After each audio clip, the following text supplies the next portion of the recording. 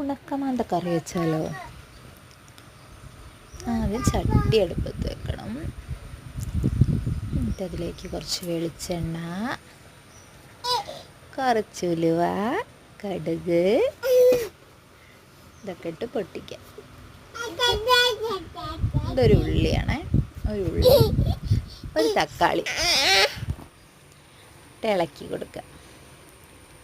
കറി ഉണ്ടാക്കാൻ അക്ഷിത് കുട്ടനും ഉണ്ട് കേട്ടോ കൂടെ, അതാണ് മത്സരമുണ്ട്. എനിക്കൊരു മാങ്ങ കുറച്ച് പഴുപ്പായിട്ടുണ്ട്, നല്ല പഴുത്തല്ല, സാധാ ഒരു മാങ്ങയും കൂടെ ഇട്ടിട്ട് ഇളക്കുക. പിന്നെ പച്ചമുളക്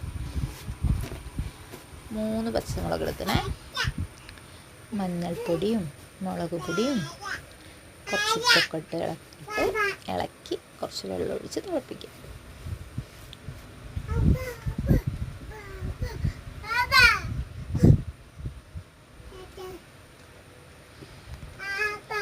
തിളച്ച് വരുമ്പോഴേക്കും നമുക്കിതിലേക്ക് ഉണക്കമാന്തട കേട്ടോ, കഴുകി തോലൊക്കെ പൊളിച്ച് വെച്ച് മാന്തയാണ്.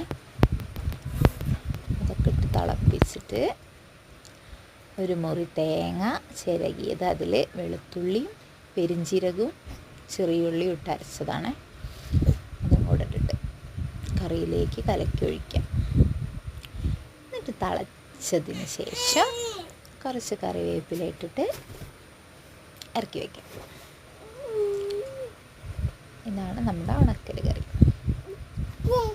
മഴയായതുകൊണ്ട് മീനൊന്നും കിട്ടിയില്ല കേട്ടോ.